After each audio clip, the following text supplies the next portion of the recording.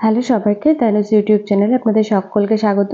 আজ আমি একটা সফট মোমো রেসিপি করে দেখাবো।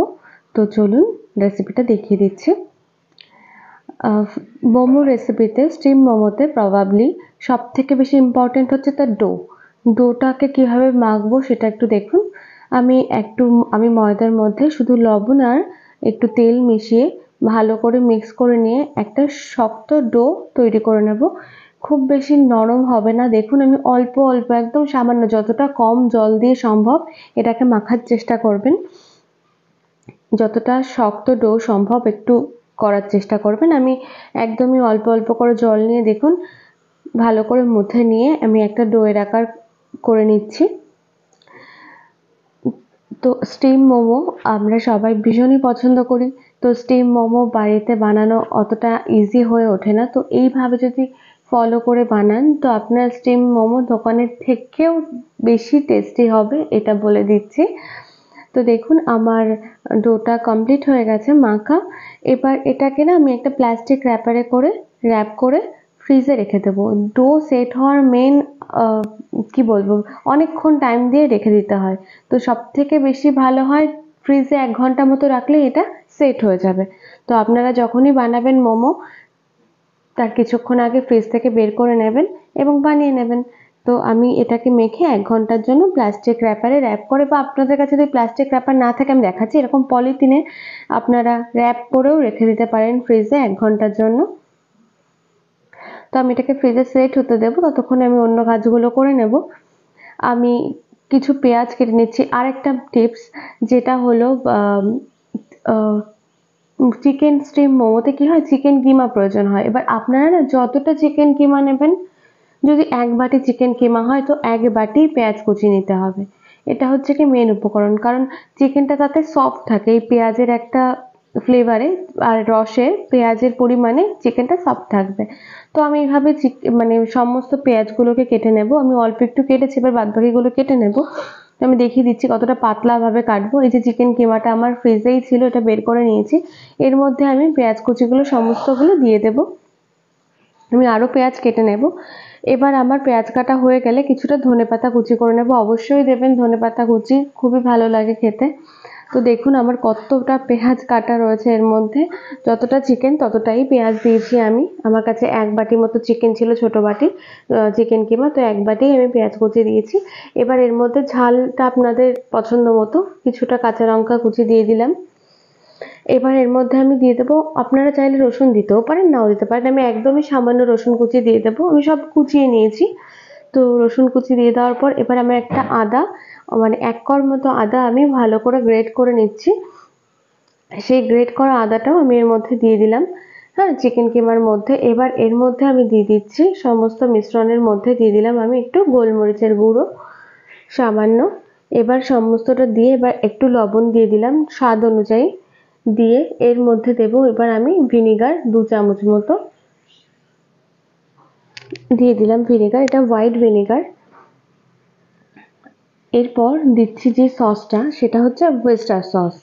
আপনাদের ঘরে থাকলে দেবেন, না থাকলে না দেবেন। একটু সামান্য সয়া সস দিয়ে দিতে পারেন, কিন্তু আমি দিয়ে দিয়েছি ওয়েস্টার সস। এটুকু দিয়ে আমি এটাকে ভালো করে একটা মিক্স করে নিচ্ছি, সুন্দর করে মেখে নিচ্ছি চারিপাশ থেকে। দেখুন মিক্স করা কমপ্লিট। এবার আমি যেটার মধ্যে স্টিম করব, আমি ইডলি মানে যেটা স্ট্যান্ড তার মধ্যেই করব। তো আমি এর সঙ্গে ইডলি বাটির সঙ্গে আমার এগুলো দিয়েছিল, তো এই মোমো স্ট্যান্ডটা, তো আমি এটার মধ্যে করব। তো আমি ওটাতে কিছুটা তেল মাখিয়ে নিলাম। এবার আমি ফ্রিজ থেকে বের করে নিয়েছি ডোটা। আমি একটু কেটে দেখাবো যে কতটা সুন্দর সেট হয়েছে। তো ফার্স্টে এটাকে রোল করে একটু লম্বা করে নিলাম। সবটা তো আমার লাগবে না, যতটুকু লাগবে আমি ততটুকুই কেটে নেব। এর থেকেও সামান্য আমি কেটে নেব একটুখানি, ব্যাস। দেখুন কত সুন্দর, দেখুন ভিতরটা দেখলেই বোঝা যাচ্ছে কত সুন্দর সেট হয়ে গেছে। এইবার আমরা এটাতে একটু নরম, মানে একটু লম্বা করে লেচি করে নেব। দেখুন একটু লম্বা করে নিচ্ছি, যতটা আমরা ফুচকার জন্য করি না ছোট ছোট লেচি, ঠিক তেমন একটু লম্বা করে নিয়ে এবার এটাকে ছোট ছোট পিস করে যতটা আমাদের প্রয়োজন সেইভাবে কেটে নেব। দেখুন এইভাবে কেটে নিচ্ছি। আমি একটু মোমোর পিসগুলো একটু বড় বড়ই রাখতে চাই, তাই আমি একটু বড় বড় করেই লেচি কাটলাম। বাদ বাকিটা আমি প্লাস্টিক র্যাপারে আবারও র্যাপ করে রেখে দেবো, যাতে উপরে শক্ত কোনো আস্তরণ না পড়ে। এবার একটা একটা করে লেচি নিয়ে আমি একটুখানি বেলে নিয়ে তার মধ্যে চিকেন দিয়ে আমি তৈরি করে নেব স্টিম মোমো। দেখুন এইভাবে বেলছি, যে সাইডগুলো একটু পাতলা হচ্ছে আর মাঝখানটা একটু মোটা থাকছে। সাইডগুলো অবশ্যই পাতলা করে বেলতে হবে। তো এর মধ্যে এবার আমরা দিয়ে দেব, দেখুন ফার্স্টে এরকমভাবে বেলে তার চারি সাইডে জল লাগিয়েও আপনারা দিতে পারেন, বা আগে চিকেন দিয়ে তারপরে চারিপাশে জল লাগিয়েও আপনারা মুড়ে মুড়ে করে নিতে পারেন, মোমোর আকারে করে নিতে পারেন। তো দুভাবেই করা যায়।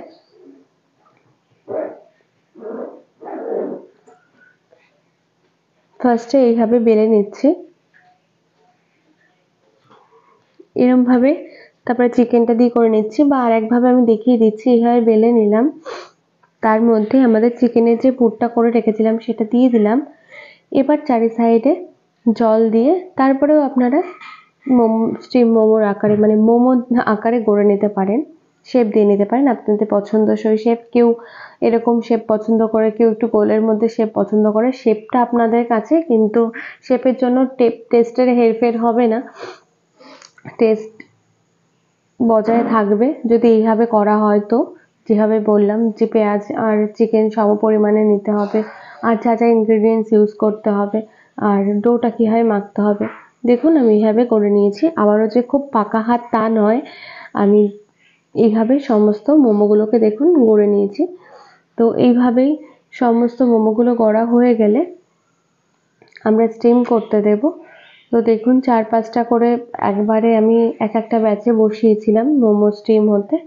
তো আপনারা আপনাদের পছন্দসই শেপ দিয়ে এইভাবে বসিয়ে দেবেন। আর একটা কথা, যদি আমার রেসিপিগুলো আপনাদের কাছে ভালো লাগে তো প্লিজ আমার চ্যানেলটিকে সাবস্ক্রাইব করে নেওয়ার অনুরোধ জানালাম। আর বেল আইকনটা প্রেস করতে একদম ভুলবেন না, যাতে নতুন নতুন রেসিপিগুলো আপনাদের কাছে চটজলদি পৌঁছে যায়। দেখুন এইভাবে আমি গড়ে নিলাম আমার সমস্ত মোমোগুলো। এবার এগুলোকে স্টিম করে, আগের ব্যাচটা আমি দেখাতে ভুলে গেছিলাম, এটা আগের ব্যাচ স্টিম হয়ে গেছে। এবার পরের ব্যাচটা আমি স্টিম করতে বসাচ্ছি। এরকমভাবে প্লেটের মধ্যে বসিয়ে দিয়েছিলাম স্টিম করতে, আমি 15 থেকে 20 মিনিটের মধ্যে স্টিম হয়ে যায়। এবার এটাকে নামিয়ে একটু কেটে দেখাচ্ছি, দেখুন কতটা ভালো হয়েছে।